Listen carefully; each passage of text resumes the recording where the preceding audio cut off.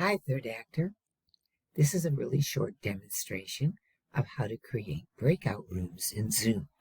So you can see I'm down here at the Zoom toolbar, and it says breakout rooms. So I'm going to click on breakout rooms, and I'm going to decide how many I want. So I can click up, or I can highlight, and I can add the number of breakout rooms, make the number I want. And then I have to make a decision. Am I going to have Zoom send everybody to a breakout room randomly? Am I going to assign people manually? We don't usually do this. Or am I going to let participants choose the room? So in this case, I want to assign automatically. So I'm just going to tell it create 5 breakout rooms. And you can see there's 5 rooms. And now I have to come down here and click on options. This is on a PC. I think on a Mac, there's a little asterisk in this corner.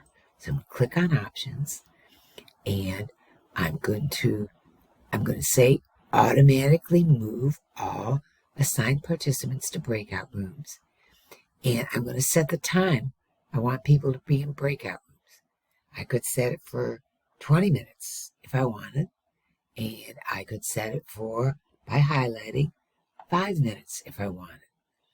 And yes, I want to notify me when the time's up, and I want a countdown. Okay, and I'm going to click away from that. Now, if you set this up before your meeting, once everybody's in the meeting, you're going to need to recreate.